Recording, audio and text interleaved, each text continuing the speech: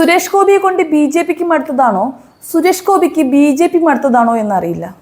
മന്ത്രിയാകേണ്ടിയിരുന്നില്ല എന്നൊരു വീണ്ടും വിചാരം അദ്ദേഹത്തിന് ഇപ്പോൾ ഉണ്ടായിട്ടുണ്ട്. അല്ലെങ്കിലും ഇതൊരു വയ്യാവേലി ആയിരുന്നു എന്ന് ബി ജെ പിക്കാർക്ക് പലപ്പോഴും തോന്നിയിട്ടുള്ള കാര്യമാണ്.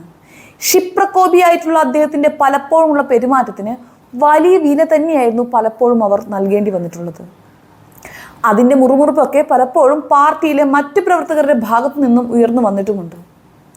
എയിംസിന്റെ കാര്യത്തിൽ സുരേഷ് ഗോപി അഭിപ്രായം പറഞ്ഞതൊക്കെ ബി ജെ പിക്ക് അകത്തു തന്നെ വലിയ ചർച്ചാ വിഷയമായിരുന്നു.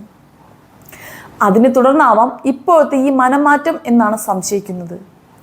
അടിക്കടിയുണ്ടായ കലുങ്ക് വിവാദത്തിന് ശേഷം കേന്ദ്രമന്ത്രി സുരേഷ് ഗോപി കണ്ണൂരിൽ നടത്തിയ പ്രസംഗമാണ് ഇപ്പോഴത്തെ പ്രധാന ചർച്ചാ വിഷയം. മന്ത്രിയാകാൻ ഒരിക്കലും താല്പര്യപ്പെട്ടിട്ടില്ലെന്ന് പറഞ്ഞ അദ്ദേഹം തന്നെ ഒഴിവാക്കണമെന്നാണ് പ്രസംഗത്തിലൂടെ ആവശ്യപ്പെട്ടിരിക്കുന്നത്. ഇതൊക്കെ ഞങ്ങളോട് എന്തിനാ പറയുന്നത്, പാർട്ടിക്കുള്ളിൽ അല്ലേ പറയേണ്ടത് എന്ന് ആർക്കെങ്കിലും തോന്നിയാൽ അത് തികച്ചും ന്യായമാണ്.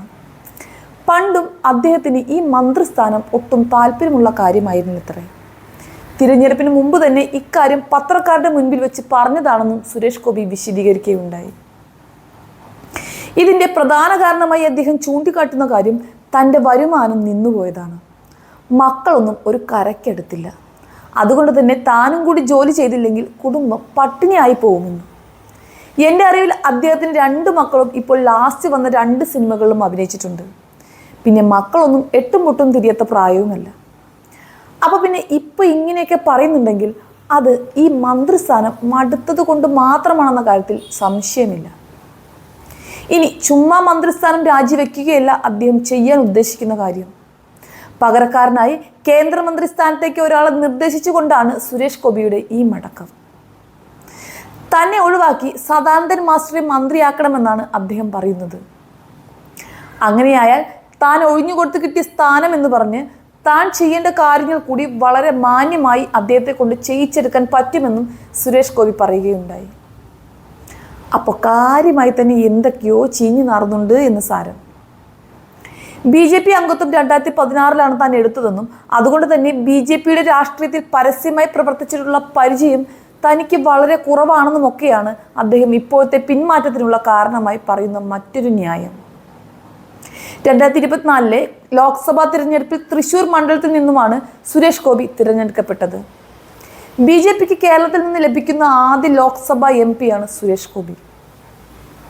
അതുകൊണ്ട് തന്നെയാണ് കേന്ദ്ര നേതൃത്വം സുരേഷ് ഗോപിയെ മന്ത്രിസഭയിലേക്ക് പരിഗണിച്ചതും കേന്ദ്ര പെട്രോളിയം സഹമന്ത്രി സ്ഥാനം നൽകിയതും. ഞങ്ങളിത് പണ്ടേ പറഞ്ഞതല്ലേ സുരേഷ് ഏട്ടാ, നിങ്ങൾക്ക് ഈ ബി ജെ പിയും മന്ത്രിസ്ഥാനവും ഒന്നും ചേരില്ല എന്ന്. അപ്പം ഇങ്ങക്കായിരുന്നില്ലേ വാശി?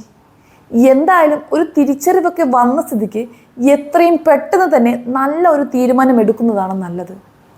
കാരണം നിങ്ങൾ മികച്ചൊരു നടൻ തന്നെയാണ്. പ്രേക്ഷകരുടെ മനസ്സിൽ ഇളക്കം തട്ടിക്കാൻ പോകുന്ന ഒരുപാട് നല്ല വേഷങ്ങൾ ഇനിയും താങ്കൾക്കായി കാത്തിരിക്കുന്നുണ്ട്. അതൊന്നും ഈ രാഷ്ട്രീയ കുപ്പായം അണിഞ്ഞുകൊണ്ട് നടന്നാൽ നടക്കൂലെന്നേ.